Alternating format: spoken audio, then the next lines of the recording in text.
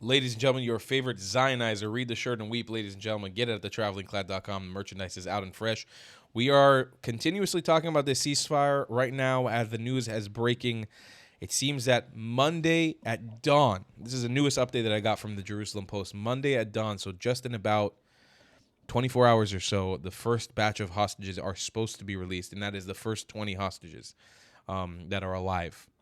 Will this be a clear-cut situation? I don't believe so. We're also going into a holiday. It's going to make everything a little bit more messy, but God willing, keep your prayers and thoughts for all of the hostages that are going to be released, and let's get into this little update from the news, and we'll talk about it.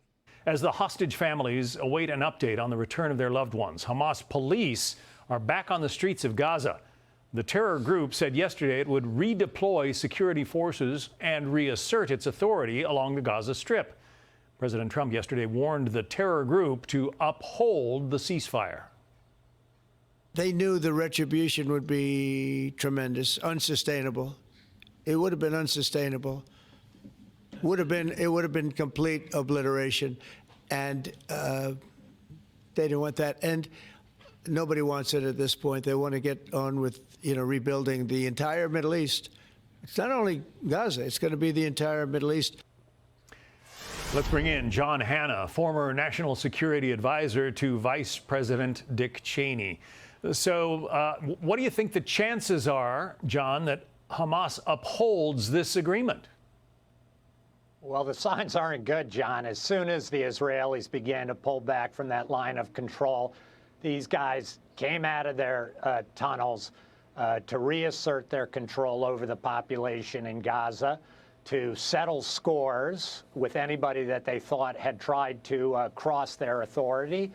And I think they're making a statement that they're the ones who are not going anywhere. They're going to stay in control. They're going to stay the leading edge of Palestinian politics. They're already crafting a narrative that this was something of a victory for them. The Iranians couldn't stand up to the IDF. Hezbollah couldn't. Hamas came out and is still standing. Click here. We are propelling towards a very, very scary reality in future, in my opinion, ladies and gentlemen. I'll give the analogy of this to begin my assessment of the current situation.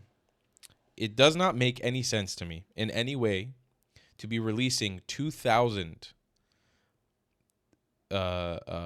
terrorists, 2,000 violent criminals from Gaza back into Gaza to rearm the terrorist army that you are supposedly about to dissolve. That doesn't make any rational sense in any way, shape, or form. On top of that, the main issue here hasn't been dealt with. My theory is that the genocide in Palestine really wasn't as bad as everyone thinks it was. That's my honest opinion.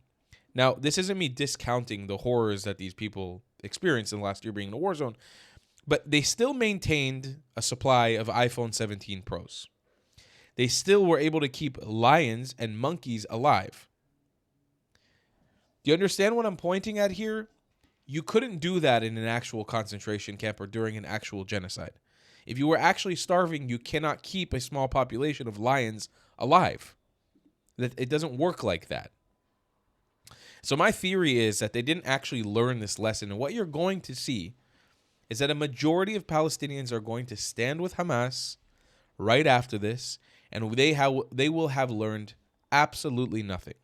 And the one thing I can guarantee you is that Hamas will not be able to uphold the end of this deal, and they will attack Israel again in the future. The main issue hasn't been dealt with, and that is the ideology behind Hamas.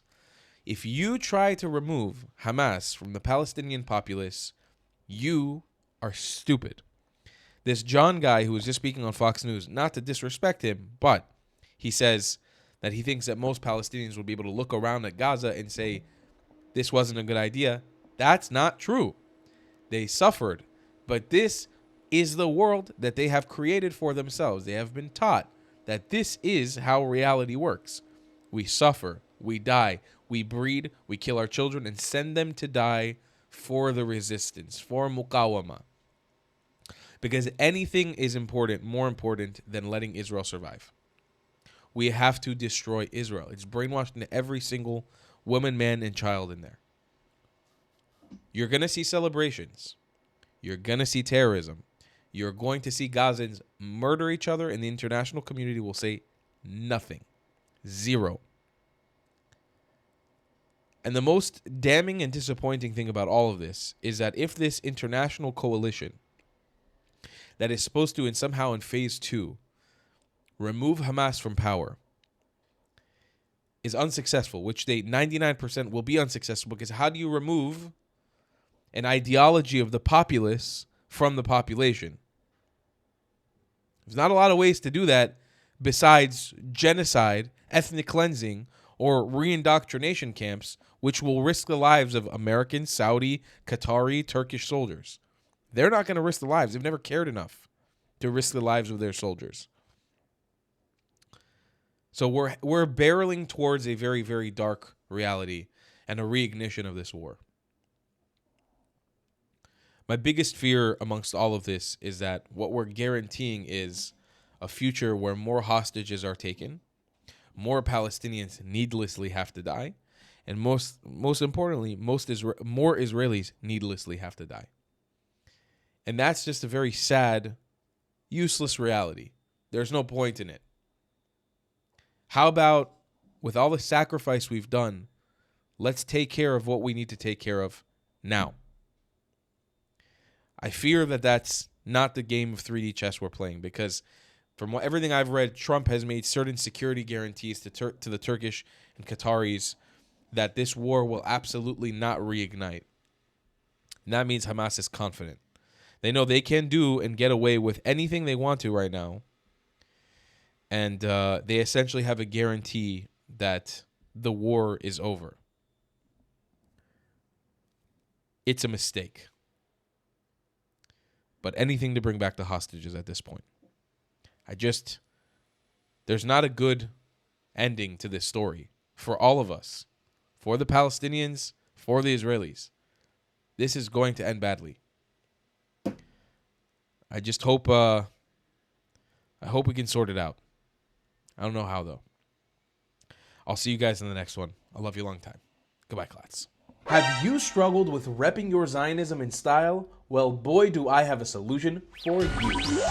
Head to thetravelingclad.com and become a sweet Zionist prince or princess today. Or maybe even let the world know you're a white colonizer with matching hat. Tell the comments section you were thrown out of 109 countries by joining the 109 Club with a matching hat. They say it was promised to you 2,000 years ago? Double down and grab a shirt that was promised to you 3,000 years ago with a matching hat. Ever dreamed of Zionizing like me? Do it with a matching hat, damn it! Show off your Iraqi pride by being someone's Baghdadi, or showing them you were made in Iraq with a matching hat. It's time to laugh in the face of those who attack us, wear their hate with pride, and you become untouchable. TheTravelingClad.com. We got mugs, stickers, shirts, hoodies, and so much more. Go grab yourself something nice, Habibis and Habibtis. You deserve it. If you don't want to buy any merchandise, the best way to support me is by donating on Buy Me a Coffee, my PayPal, or becoming a member on my Patreon. Your support is very much needed and very much appreciated. Thank you.